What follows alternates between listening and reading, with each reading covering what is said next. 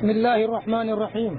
معزز سامعین، محترم مولانا عبدالباری ندوی صاحب، امام و خطیب جامعہ مسجد و محتمم جامعہ اسلامیہ بھٹکل کے دیے ہوئے درس قرآن کا سلسلہ سماعت فرمائیں. اس سلسلے کا درس نمبر 3. بسم اللہ الرحمن الرحیم وصلی اللہ علی النبی محمد وآلہ وصحبہ اجمعین. اعوذ باللہ من الشیطان الرجیم. بسم اللہ الرحمن الرحیم.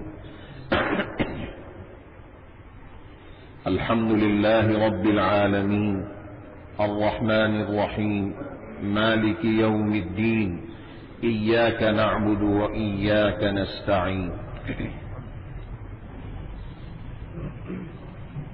سیدنا عثمان غنی رضی اللہ عنہ نے اپنے زمانے میں قرآن مجید کو جمع کرنے کی جو ترکیب فرمائی اور جتنا بڑا زبردست احتیاط پر مبنی انتظام فرمایا، وہ بڑا قابل مبارکباد اقدام تھا، اور پوری امت نے اس اقدام کو بہت ہی بہترین اور بہت ہی قابل مبارکباد عمل قرار دیا ہے.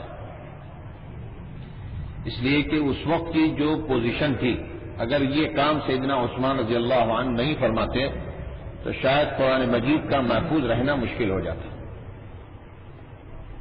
اور ایسا زبردست کام کیا ہے، 4 آدمیوں کی کمیٹی بنائی اور پھر اس کے اوپر کتنی سخت نگرانی اور احتیاط کہ اللہ اکبر. در حقیقت یہ سب سے بڑا کام تو سیدنا ابوبکر صدیق رضی اللہ عنہ نے فرمایا تھا، اور انہی کے جمع کیے ہوئے نسخے کو انہوں نے پھر آگے بڑھایا. مزید بہت سی اس میں ترمیمیں کی ہیں، لیکن یہ ہے کہ سب سے پہلا نسخہ جو حضرت ابوبکر صدیق رضی اللہ عنہ نے جمع فرمایا تھا، وہ اصل ان کے نزدیک اصل وہی چیز تھی. اسی کو سامنے رکھ کر پھر باقی بہت سا کام انہوں نے آگے بڑھایا. یہی وجہ ہے کہ آپ نے بارہا سنا ہوگا کہ جامع القرآن سیدنا عثمان رضی اللہ عنہ کو کہتے ہیں. تیسرے خلیفہ حضرت عثمان رضی اللہ عنہ کو جامع القرآن کہتے ہیں، قرآن کے جمع کرنے والے. یہ جمع کرنے والے کا مطلب یہی ہے کہ 7 قراتیں تھیں اور پھر قراتوں میں بڑا زبردست اختلاف شروع ہو گیا، یہ صحیح یہ غلط. اس کی وجہ سے انہوں نے ساری امت کو ایک متواتر قرات پر جمع کر دیا اور ایک ہی نقل کرائی پورے مصاحف کی. سارے مصاحف کو اس کے بعد نظر آتش کیا. کمال یہ جتنے بھی مصاحف تھے، مصحفیں تھیں الگ الگ لوگوں کے پاس، کسی کے پاس یہ صحیفہ تھا، کسی کے پاس وہ صحیفہ تھا، کسی کے پاس کچھ اور آیتیں لکھی ہوئی تھی، کسی کے پاس کچھ صورتیں لکھی ہوئی تھی. سب کو جمع کیا اور سب کو نظر آتش کر دیا، جلا دیا. کیا خبردار پھر اس کے اندر اختلاف نہیں کرنا. اب قیامت تک انشاءاللہ یہی چیز چلے گی. قرآن مجید کا یہی مصحف چلے گا، مصحف عثمانی کہتے ہیں.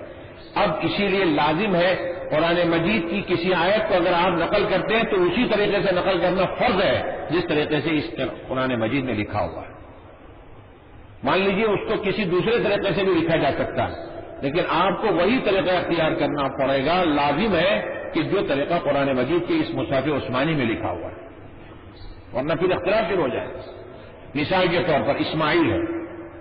لفظ اسماعیل 2 طرح سے لکھتے ہیں. دیکھیں، ایک تو لکھتے ہیں میم کے بعد الف سیدھا کھڑا کر دیتے ہیں اور اسماعیل عین یا لام لکھ دیتے ہیں. اور ایک اسماعیل یہ ہے کہ چھوٹی میم لکھ کر پھر اس کے اوپر کھڑا الف کر دیتے ہیں. مثالاً میں عرض کر رہا ہوں. اب آپ کو یہاں قرآن مجید میں جب لفظ اسماعیل ہے تو کیسے لکھنا چاہیے، یہ سوال. تو یاد رکھیے گا اسی طریقے سے آپ کو لکھنا پڑے گا جس طریقے سے قرآن مجید کے اندر لکھا ہوا ہے. اس مصحف عثمانی میں جو لکھا ہوا ہے اسی طریقے سے آپ کو نقل کرنی پڑے گی، ورنہ یہ جائز نہیں ہے کہ آپ جیسے چاہے لکھیں. بہت سے طریقے سے لکھ سکتے تھے، نہیں، وہی طریقہ آپ کو لکھنا پڑے گا. اس لیے انہوں نے سارے نسخوں کو نظر آتش کر دیا. سیدنا عثمان رضی اللہ عنہ کے بابت مشہور ہے کہ انہوں نے 7 صحیفے تیار کرائے تھے، لیکن یہ زیادہ مشہور بات نہیں ہے. انہوں نے در حقیقت 10 نسخے لکھوائے، 10 نسخے لکھوائے، پھر الگ الگ علاقوں میں اس کو بھیجا، اور اس کے بعد ایک نسخہ مدینہ منورہ میں محفوظ رکھا کہ جب بھی اس کی نقل کی جائے اسی کی نقل کی جائے. یہ سیدنا عثمان نے، سیدنا ابوبکر صدیق رضی اللہ عنہ، حضرت ابوبکر صدیق رضی اللہ عنہ نے اس وقت قرآن مجید کے پھر نسخے تیار کرائے، اور نسخے تیار کرا کے پھر اس کے بعد کئی نسخوں کو انہوں نے ادھر ادھر بعض علاقوں کے اندر بھیجا تھا، اور ایک نسخہ مدینہ طیبہ کے اندر بھی رکھا. تو اس طرح سے حضرت عثمان رضی اللہ عنہ نے اسی نسخے کی پیروی کی ہے، اسی نسخے کو سامنے رکھ کر مزید اس پر کام کیا، اس لیے ان کو جامع قرآن کہتے ہیں. لیکن حقیقی طور پر اگر غور کیا جائے تو جامع قرآن سیدنا ابوبکر صدیق رضی اللہ عنہ، کہ قرآن مجید کو جمع کرنے کا سب سے پہلا کام جو انہوں نے کیا تو حضرت ابوبکر صدیق رضی اللہ عنہ نے کیا. بہرحال حضرت ابوبکر صدیق نے بھی زبردست خدمت انجام دی، اور اس کے بعد اس سے بڑھ کر سیدنا عثمان رضی اللہ عنہ نے خدمت انجام دی ہے کہ پوری امت کو ایک پلیٹ فارم پر جمع کر دیا. ورنہ معلوم نہیں قرآن مجید کے سلسلے میں کتنا اختلاف ہو جاتا، اور قرآن مجید کے سلسلے میں جب اختلاف ہو جاتا تو امت بکھر جاتی، امت کا شیرازہ بکھر جاتا، منتشر ہو جاتا، اور امت آپس میں لڑنے جھڑنے پر ختم ہو جاتی. اب معلوم نہیں کیا حال ہو جاتا امت کا. ساری امت نے اس کام کو بہت ہی قابل مبارکباد اور بہت ہی اس کے اوپر داد دی ہے. حضرت صحابہ نے، سارے صحابہ نے اس کو بہت ہی اچھی نظر سے دیکھا ہے. ایک آدھ صحابہ کے بارے میں آتا ہے، صحابی کے بارے میں، کہ انہوں نے اس کام کے اوپر اختلاف کیا تھا، جیسے حضرت علی عبداللہ بن مسعود رضی اللہ عنہ کے بارے میں. اب اس کی وجہ دوسری تھی، یہاں تفصیل کی ضرورت نہیں. لیکن تمام صحابہ نے اس عمل کو بہت ہی اچھی نظر سے دیکھا ہے، بہت مبارکباد پیش کیا ہے. اب یہ جو نسخے تیار ہوئے انہوں نے مختلف شہر کے اندر بھیجا، اور مختلف جو گورنر تھے جگہ جگہ پر وہاں بھیجا، اور لازم کر دیا کہ اسی طرح سے پڑھا جائے اور اسی کی نقل کرائی جائے. اسی کو کہتے ہیں مصحف عثمانی. آج آپ کے سامنے جو قرآن مجید ہے یہی مصحف عثمانی کی شکل میں ہے. ساری اس میں قراتوں کو بھی ختم کر دیا، ایک قرات پر رکھا، ایک ہی قرات کے اوپر. اچھا، اب حضرت عثمان رضی اللہ عنہ نے جو نسخہ تیار کیا تھا اس میں زبر زیر نہیں تھے اور نقطے بھی نہیں تھے. جو قرآن مجید میں آپ دیکھتے ہیں زبر زیر پیش ہے، نقطے ہیں، یہ سب لکھے ہوئے نہیں تھے. بلکہ آپ یہ بات آپ کے ذہن میں رہنی چاہیے، شروع دور میں نقطے لکھنے کا رواج بھی نہیں تھا. قرآن ایسے ہی سب پڑھتے تھے. کمال ہے، بغیر نقطے کے پڑھتے تھے. اب آپ کہیں گے کیسے پڑھتے تھے بغیر نقطے کے؟ ادھر ادھر نہیں ہو سکتا تھا. اس کی وجہ اصل میں یہ ہے کہ جگہ جگہ حافظ تھے.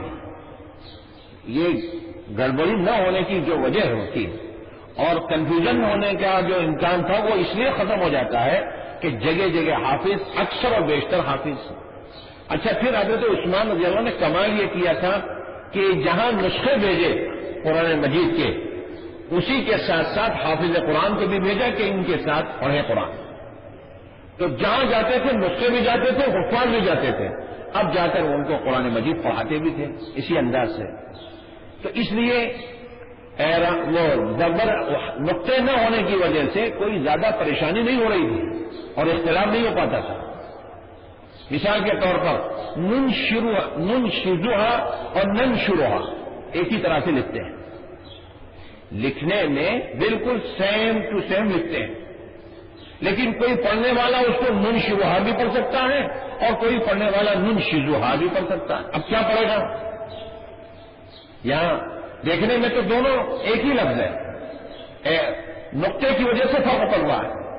اب یہاں اختلاف کرنے کی اس لیے بھی گنجائش نہیں تھی کہ اس میں دو قراتیں تھیں، دونوں قراتیں بھی ثابت ہو گئیں.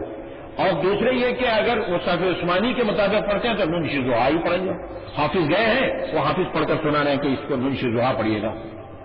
اور اگر نون شذوحا بھی پڑھتے ہیں تو یہ قرات نون شذوحا کی بھی ہے، وہ بھی صحیح ہو گئی. سیدنا عثمان رضی اللہ عنہ نے نقطے نہیں لکھے تھے، یہ نقطے بعد میں لکھے گئے. اسی طرح سے سیدنا عثمان رضی اللہ عنہ کے نسخوں میں اعراب نہیں تھا. اعراب میں زبر زیر پیش نہیں تھا. یہ بھی بعد میں لگائے گئے. یہ کس نے کیا یہ کام؟ اس میں بھی ذرا سی مختلف روایتیں. نقطے لگانے کا کام سب سے پہلے بعض لوگ فرماتے ہیں کہ ابو الاسود دولی نام کے ایک آدمی نے کیا. انہوں نے سب سے پہلے قرآن مجید میں وہ نقطے لگائے. اور بعض لوگوں نے یہ لکھا ہے کہ یہ حضرت علی رضی اللہ عنہ کے حکم سے انہوں نے کیا تھا. حضرت علی رضی اللہ عنہ کا جب دور خلافت آیا ہے تب حضرت علی نے فرمایا تھا کہ بھائی ملک اسلام بہت پھیل چکا ہے، عجمیوں میں بھی بہت زیادہ آگے بڑھ گیا ہے، اب اختلافات پیدا ہو رہے ہیں کہ یہ لفظ کیا ہے، یہ کیا لفظ ہے، اس لیے اس کے اوپر اعراب لگاؤ. اور یہ کام انہوں نے ابو الاسود دولی کے حوالے کر دیا کہ تم کرو اس کو. اور بعض علماء نے لکھا ہے کہ یہ کام زیاد بن ابی سفیان نے کیا. ابو سفیان کے فرزند زیاد بن ابی سفیان انہوں نے یہ کام کیا. اور بعض لوگوں نے لکھا ہے نہیں، حجاج بن یوسف نے حضرت حسن بصری کے مشورے سے کیا. یہ اللہ بہتر جانتا ہے کس نے در حقیقت کیا تھا، لیکن بہت بڑا احسان ہے امت کی گردنوں پر اس شخص کا جس نے یہ کام کیا ہے. اتنا بڑا احسان کہ کوئی امت پوری مل کر اس کے احسان کو چکا نہیں سکتی. اسی طریقے سے اعراب ہے. اعراب میں زبر زیر پیش ہے، یہ بھی نہیں تھا. اس میں بھی عجمی لوگ جب پڑھیں گے تو ظاہر ہے زبر زیر پیش نہ ہو، تشدید نہ ہو تو کیسے پڑھیں گے؟ گڑبڑ کر دیں گے. تو اس وقت انہوں نے ہی ابو الاسود دولی نے ہی یہ کام سب سے پہلے کیا ہے. اعراب بھی زبر زیر پیش بھی انہوں نے ہی لگایا. اور بعض لوگ کہتے ہیں کہ نہیں، حجاج بن یوسف نے کیا.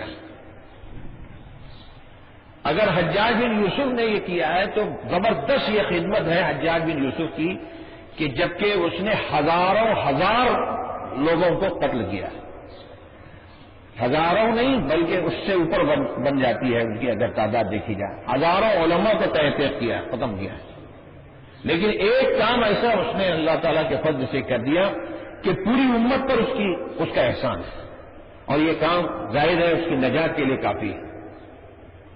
لیکن بہرحال اس میں ضرور اختلاف ہے کہ ابو الاسود دولی نے کیا یا حجاج بن یوسف نے کیا. اور یہ بھی ذہن میں رکھیے یہ جو زبر زیر پیش ہے یہ پہلے ایسے نہیں لگاتے تھے. زبر زیر پیش کی نشانی شروع دور میں ایسی تھی، زبر ہے نا اس کا اوپر کو ایک نقطہ لکھ دیتے تھے، ایک لکیر ڈالتے تھے اوپر کو ایک نقطہ لگا دیتے تھے، یہ زبر. اور زیر کی نشانی ہوتی تھی جیسے ہمارے یہاں زبر زیر کی نشانی آپ جانتے ہیں ایسے لمبا سا کھینچتے ہیں نا، لیکن اس زمانے میں شروع دور میں ایسا کھینچتے نہیں تھے، ایک لکیر کھینچتے تھے اوپر ایک نقطہ لگا دیا، یہ زبر کی نشانی. اور نیچے کو اگر نقطہ لگا تو یہ زیر کی نشانی. اور سائڈ میں بائیں سائڈ میں اگر ایک نقطہ لگا ہے تو ایک پیش کی نشانی. اور تشدید ہو تو دو کر دیتے تھے، دو ہونے کی وجہ سے سمجھتے تھے کہ یہ تشدید ہے. تو اس طرح سے سائڈ میں دو کر دیا تو تشدید ہو گئی. اور پیش کے لیے دو پیش ہے تو دو نقطے، دو زیر ہے تو دو نقطے، اس طرح سے انہوں نے نشانات بنا دیے تھے. اب اس کے بعد پھر یہ نقطے بھی ذرا سا گڑبڑ ہونے لگے. اور یہ نقطے اور اصل جو اوریجنل نقطے ہوتے ہیں قرآن مجید کے آیتوں کے، اس میں پھر ذرا سا پھیرا پھیری ہونے لگی. مثال کے طور پر نون شجاع کے اوپر نون کے اوپر پیش ہے، شین کے نون کے اوپر جو نقطہ ہے، شین کے اوپر 3 نقطے ہیں، زے پر ایک نقطہ ہے. اب یہ سب 3 نقطے تو ایسے ہی موجود ہیں، پھر اس کے اوپر اعراب اور زبر کا نقطہ اوپر ایک اور، تو زیادہ کنفیوژن ہونے لگا کہ یہ نقطہ ہے یا یہ اعراب ہے، یہ زبر ہے. تو اس کے بعد پھر آخری اور حتمی شکل یہ دی گئی جو اس وقت موجود ہے قرآن مجید کے اندر کہ زبر کی نشانی یہ ہوگی اور زیر کی نشانی یہ ہوگی اور تشدید کی نشانی یہ ہوگی، اور دو پیش، دو زیر، دو زبر، جس کو ہم لوگ تنوین کہتے ہیں، اس کی نشانی الگ. تو اس طرح سے پوری امت نے اس کے اوپر اتنا زبردست کام کیا کہ اب قیامت تک کوئی اختلاف ہونے کا سوال نہیں، کوئی نقطہ ملنے کا سوال نہیں، اور کوئی حرف ادھر ادھر ہونے کا سوال نہیں۔ یہ ہے خدا ذوالجلال کا حفاظتی نظام اور قرآن مجید کے جمع کرنے کا اہتمام کہ اتنے سارے لوگوں نے قرآن مجید کے اوپر اتنی محنت کی، اور پھر آج اس کے علاوہ دیکھیے کتنے حفاظ ہیں، چھوٹے چھوٹے بچے ہیں کہ رمضان آتا ہے تب اندازہ ہوتا ہے کہ کتنے حفاظ ہیں، کتنی قرآن مجید کی آیتیں تلاوت لوگ کرتے رہتے ہیں، کتنے پڑھنے والے پڑھتے ہیں، اس وقت اندازہ ہوتا ہے۔ اب آپ دیکھیں اسی مسجد کے اندر آپ کو ہم عرض کر دیں 32 نہیں 34 ختم کرنے والے تھے قرآن مجید پورا ایک رمضان شریف میں۔ کسی نے 26 قرآن مجید ختم کیا، کسی نے 34 قرآن مجید ختم۔ آپ اندازہ لگا سکتے ہیں؟ ہم لوگ دو پڑھ کر یہ سمجھتے ہیں بہت پڑھا، تو حفاظ اپنی طرف سے اتنے قرآن مجید کے پڑھتے ہیں کہ اس کی کوئی انتہا نہیں۔ تو بہرحال یہ اللہ کی طرف سے حفاظتی نظام چلا ہے، اور یہ وعدہ خداوندی ہے کہ قرآن مجید کی حفاظت ہم کریں گے۔ کوئی دنیا میں مائی کا لال ایسا نہ اب تک پیدا ہوا ہے نہ قیامت تک پیدا ہوگا جو اس قرآن مجید کے اوپر آنچ آنے دے، ایک حرف کا ایک زبر اور زیر کا فرق کر کے دکھا دے، کبھی ہو نہیں سکتا۔